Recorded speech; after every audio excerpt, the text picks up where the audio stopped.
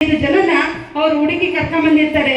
But ಇನ್ನು 1695 ಜನ ಎಲ್ಲೋಗಿದ್ದಾರೆ ಅಂತ ಅವ್ರಿಗೆ ಗೊತ್ತಿರಲ್ಲ. ಯಾವ ಸಂಘ ಸಂಸ್ಥೆಗಳಿಗೂ ಗೊತ್ತಿರಲ್ಲ, ಯಾವ ರಾಜ್ಯ ಸರ್ಕಾರಕ್ಕೂ ಗೊತ್ತಿರಲ್ಲ, ಎಲ್ಲಿಂದ ದಂಧೆ ಮಾಡ್ತಿದ್ದಾರೆ ಅಂತ ಗೊತ್ತಿರಲ್ಲ. ಈ ಥರದ ನಾನು ಏನು ಕೇಳ್ತಿದ್ದೀನಿ ಅಂದರೆ, ನಮ್ಮ ಅಕ್ಕಪಕ್ಕದಲ್ಲಿ ಇರ್ಬೋದು, ನಮ್ಮ ಮಕ್ಕಳೇ ಇರ್ಬೋದು, ನಾವು ತುಂಬ ಜಾಗೃತಿಯಾಗಿರ್ಬೇಕು. ಇವತ್ತಿನ ಕಾಲದಲ್ಲಿ ತುಂಬ ಹುಷಾರಾಗಿರ್ಬೇಕು. ಒಬ್ಬೊಬ್ಬರಿಗೆ ಮರ್ಯಾದೆ ಹೋಗುತ್ತೆ ಅಂತ ಅಂಜಿ ಮನೆಯಲ್ಲಿರೋದೆ ಆ ಕ್ಷಣ ಏನಾಗುತ್ತೋ ಅಕ್ಕಪಕ್ಕದವ್ರಿಗೆ ಹೇಳಿ ಅದಕ್ಕೆ ಎಷ್ಟು ನಾವು ಜಾಗೃತರಾಗಬೇಕೋ ಆ ಕೆಲಸವನ್ನು ಮಾಡಬೇಕು ಅಂತ ನಾನು ಇಲ್ಲಿರ್ತಕ್ಕಂಥ ಎಲ್ಲ ನೆರೆದಿರ್ತಕ್ಕಂಥ ಮಹಿಳೆಯರಲ್ಲಿ ಕೇಳ್ಕೊತಾ ಇದ್ದೀನಿ.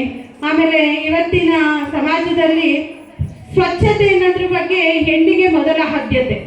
ಮನೆ, ಗಂಡ, ಮಕ್ಕಳು ಅನ್ನೋದ್ರ ಜೊತೆಗೆ ಸ್ವಚ್ಛವಾಗಿಟ್ಕೊಳ್ಳೋಂಥ ಒಂದು ಹೆಣ್ಣು ಮಕ್ಕಳೇ.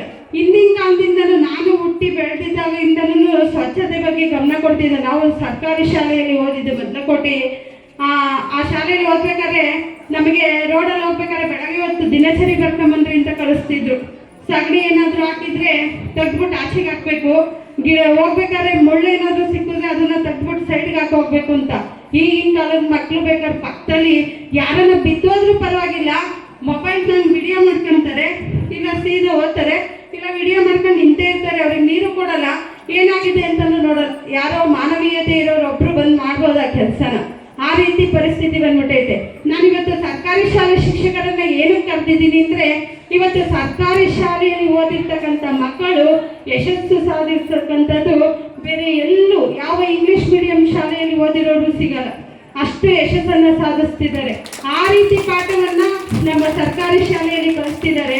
ಅವರು ದುಡ್ಡಿಗೋಸ್ಕರ ಲೈಫಲ್ಲಿ ರಿಟೈರ್ಡ್ ಆಗೋರು ಮಕ್ಕಳ ಹತ್ರ ಅವರು ಯೋಚನೆ ಮಾಡಿ ಎಷ್ಟು ಅವರು ಕಷ್ಟ ಇದೆ ಯೋಚನೆ ಮಾಡಬೇಕು.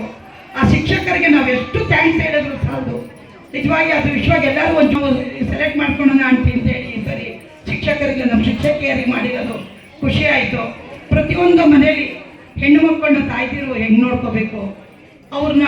ಈಗ ನಾವು ಇವ್ರು ಹೇಳ್ದಂಗೆ ಅಕ್ಕಪಕ್ಕದ ಹತ್ರ ಮಾತಾಡ್ಕೊಂಡು ಕೂತ್ಕೋತೀವಿ, ಸೀರಿಯಲ್ ನೋಡ್ತೀವಿ. ನನ್ನ ಮಗು ಶಾಲೆಗೆ ಹೋಗಿದೆ, ಎಷ್ಟೊತ್ತಿಗೆ ಬಂತು, ಶಾಲೆಯಲ್ಲಿ ಏನೇನು ಶಾಲೆ ಶಿಕ್ಷಕಿಯರು ಇರ್ತಾರೆ ನೋಡ್ಕೋತಾರೆ. ಬಟ್ಟು ಶಾಲೆಯಿಂದ ಈಚೆಗೆ ಬಂದಮೇಲೆ ನನ್ನ ಮಗಳು ಕರೆಕ್ಟಾಗಿ ಮನೆಗೆ ಬರ್ತಿದ್ದಾಳ. ಇವತ್ತು ನೋಡ್ತಾ ಇದ್ದೀರಾ 5 ವರ್ಷದ ಮಗು, 8 ವರ್ಷ ಅಂತ ನೋಡಿದ ಅತ್ಯಾಚಾರ ನಡೀತಾ ಇದೆ.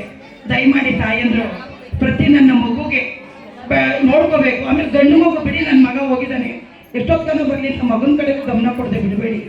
ಆ ಮಗುವಿಂದಲೇ ಈ ಮಗುಗೆ ಅತ್ಯಾಚಾರ ಆಗೋದನ್ನ ಅದೆಲ್ಲ ನೆಟ್ಬಿಟ್ಕೋಬೇಕು. ಗಂಡು ಮಗು ಅಂತ ನಾವು ಯಾವತ್ತೂ ಕೇರ್ಲೆಸ್ ಮಾಡಬಾರ್ದು. ಆ ಮಗುಗೂ ತಾಯಿಗೆ ವಿದ್ಯಾಬುದ್ಧಿ ಜೊತೆಗೆಲ್ಲ ಮನೆ ಸಂಸ್ಕಾರ. ಅಪ್ಪ ನೀನು ಎಲ್ಲಿ ಸಿಕ್ತೋರು ನಿನ್ನ ಅಕ್ಕ ತಂಗಿದಿರ್ತಾರ, ನೀನು ನೋಡ್ಕೋಬೇಕಣಪ್ಪ ಅಂತ ನಾವು ಆ ಮಗುಗೆ ಹೇಳ್ಕೊಂಡೋದ್ರೆ ನಿಜವಾಗಿ 1% ಅವ್ನ ತಲೆಯಲ್ಲಿ ಕುಂತಿರುತ್ತೆ ನಮ್ಮ ಅಕ್ಕ ತಂಗಿ ಇರೋದು. ಅದನ್ನು ನಾವು ತಾಯ್ದಿರೋ ಪ್ರತಿಯೊಬ್ಬ ಮನೆಯಲ್ಲಿ ಒಂದು ತಾಯ್ದಿರೋ ಹೆಣ್ಣು ಮಕ್ಕಳಿಗೆ ಎಷ್ಟು ನಾವು ಜವಾಬ್ದಾರಿ